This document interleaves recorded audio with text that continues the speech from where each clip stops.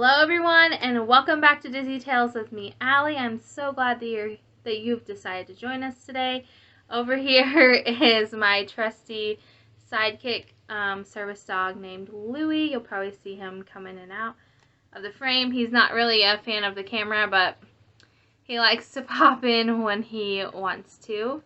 In today's video, we're going to be talking about different types of working dogs, so service dogs, therapy dogs, and ESAs, which are emotional support animals, and what all of that entails. So without further ado, let's just get into today's video.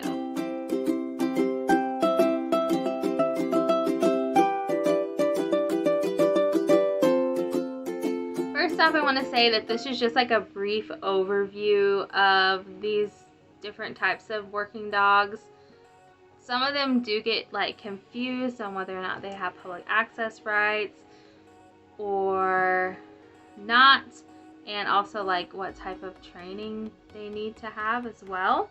So like I said, we're going to be talking about service dogs, therapy dogs, and ESAs, which are emotional support animals. First off, I want to discuss the confusion that there is between ESAs, emotional support animals, and service dogs.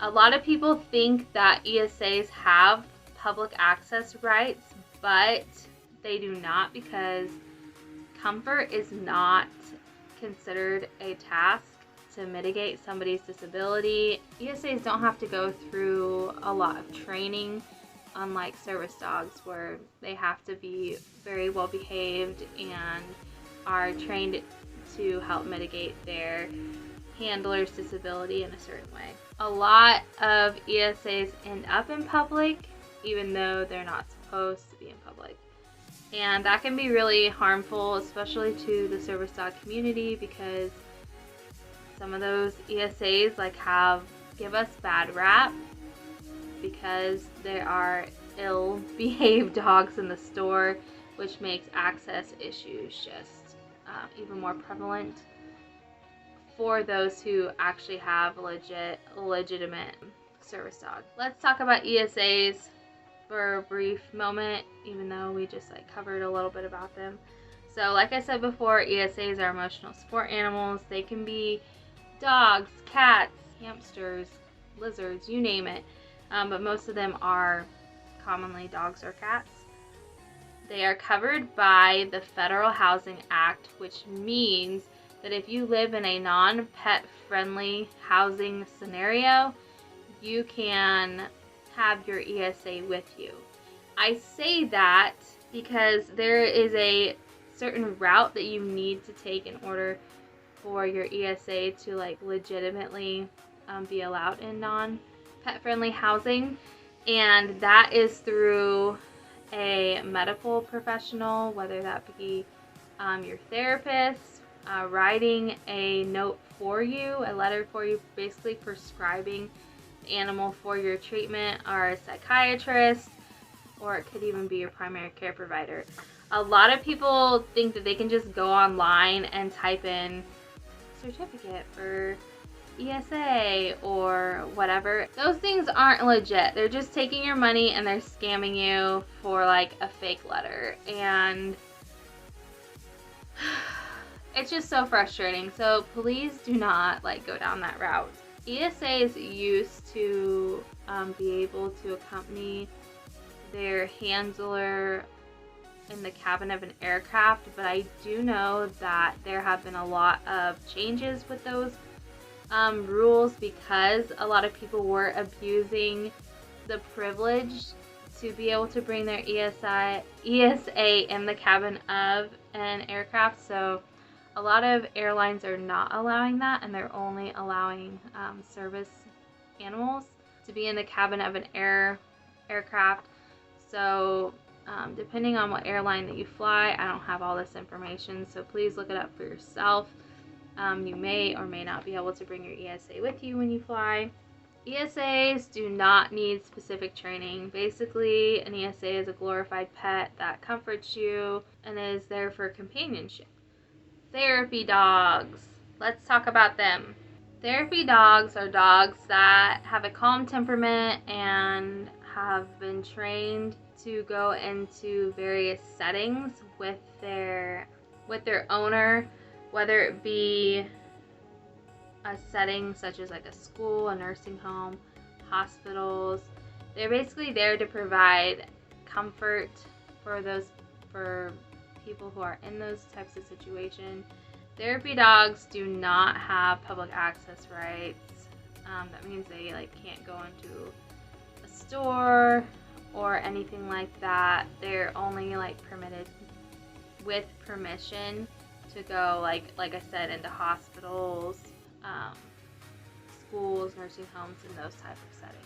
I also couldn't find a whole lot of specifics on the training that a therapy dog needs to have, but I can only guess that they probably need to pass CGC, which is a good canine citizenship test, which basically proves that your dog has good behavior and can be a good canine citizen out in public as well. Last working dog that we're going to talk about are service dogs. Service dogs do have public access rights. That means they can go in a store, they can go everywhere their handler goes. Pet friendly, non-pet friendly.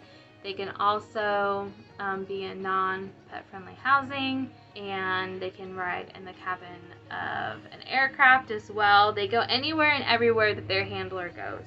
A service dog has to be specifically trained and have tasks that help mitigate their handler's disability. Like, for example, having chronic vestibular migraine, it is hard to sometimes determine when one is starting and when to take my rescue medication, and I get very dizzy, disoriented, and off balance, and I can hurt myself if I get too dizzy or have a really bad vertigo attack. Louie has been trained to alert me for when a vestibular migraine is on its way. So he'll lick my hand or nudge me, or sometimes if I'm not listening to those alerts, he'll refuse to do certain things until I go and I take my rescue medication or lay down and take care of myself. So that's an example of a task. He also, when I go out in public and I have a panic disorder, I have post-traumatic stress disorder. So being in crowded places is really hard for me, and with loud noises and things of that nature. And he has been trained to help me get through panic attacks faster. So whether that be, we use the cover task, which is deep pressure therapy. He will lay on my legs and that will help calm me down. It kind of is like a weighted blanket in a sense. He also does behavior interruptions, so he'll lick my face if I'm crying a lot, or if I'm trying to hurt myself. It just tries to help me get out of, whether it's a flashback or just out of that panic feeling that I am experiencing. He also does other tasks that create a boundary around me, watches my back so that I know when people are coming so I'm not easily startled. And he just makes living life a whole lot easier. Service dogs are covered by the ADA, which is the Americans with Disability Act, and it says that a service animal has to have specific tasks, has to be able to do one specific task that helps mitigate their handler's disability. Since your service dog is going out in public, it has to be well behaved. Basic commands, has to be housebroken, potty trained, non-reactive, especially in those public scenarios where there may be loud noises, lots of people, other dogs. If you're thinking about whether or not a service dog may be right for you, make sure that you talk with your doctor, your mental health professional. That's what we did, was we talked to my mental health professionals, and we decided as a team collectively that a service dog would be helpful, especially with my mental illness. And then Louie happened to start naturally alerting to VM, and so he kind of shifted into a multi-purpose service dog and became migraine alert as well, which has been like a lifesaver because vestibular migraine is very debilitating and is very unpredictable. I think that's it for today's video. I hope that was so short, brief, and made sense. Thank you guys for tuning in today. If you like seeing this type of content, please make sure you click that subscribe button and click the little bell notification so that you're notified every time I upload a video, which is on Fridays. And I'll see you guys in the next video. Bye!